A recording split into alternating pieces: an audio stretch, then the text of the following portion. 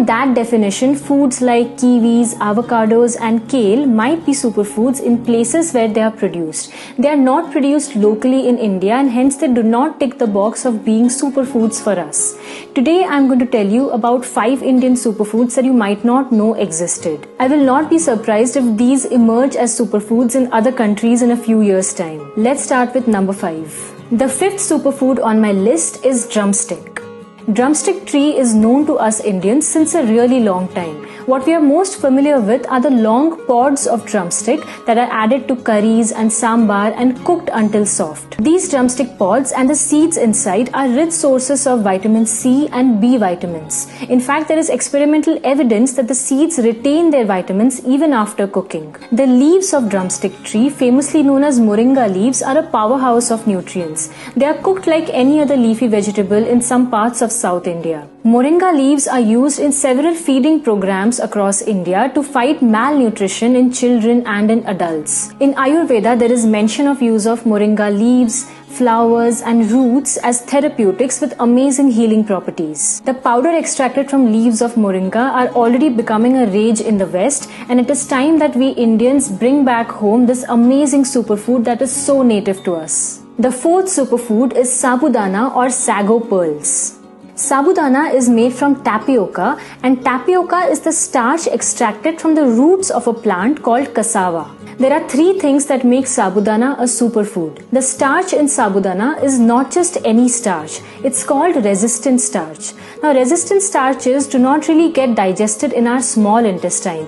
They reach the large intestine where they ferment and act as a food for the microbes in our gut.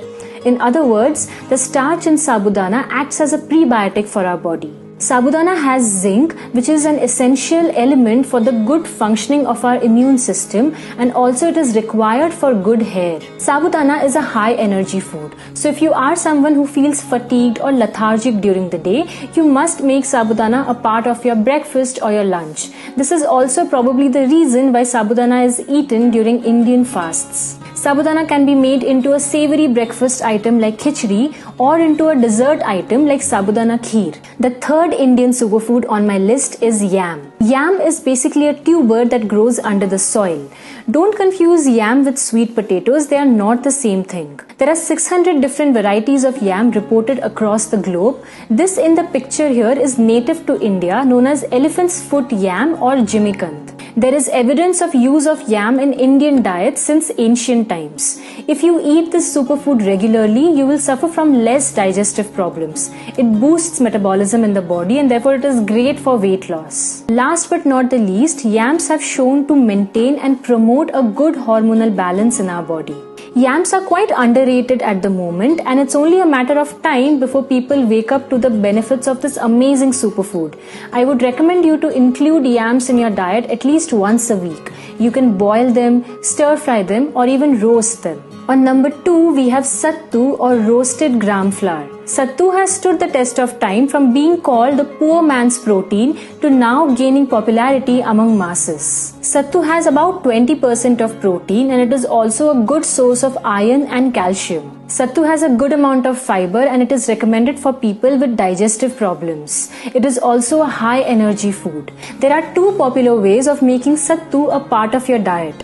Sattu, when mixed with water, becomes an excellent cooling drink which prevents people from summer strokes. The famous Bihari littis made out of sattu or sattu parathas are an excellent winter food that keep the body warm. The number 1 superfood on my list today is the mighty yet humble jackfruit.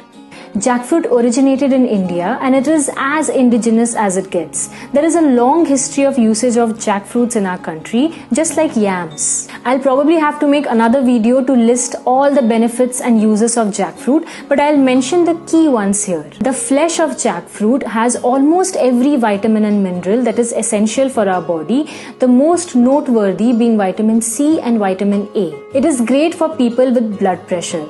Scientific studies have reported so many many antioxidants in jackfruit, and it is easily said to be one of the best anti-aging foods that you can have. The raw form of jackfruit, often called as mock meat, is usually cooked and made into curries or biryanis, while the ripe form of jackfruit is more yellow in color and sweeter in taste, and it is eaten as it is. The seeds of jackfruits are little wonders in themselves. They have protein and riboflavin, which are recommended for good skin health. Seeds of jackfruit are also recommended for people with weak bones, as it helps in building bone mineral density and prevent osteoporosis. The dried seeds of jackfruit are sometimes eaten as it is or made into curries.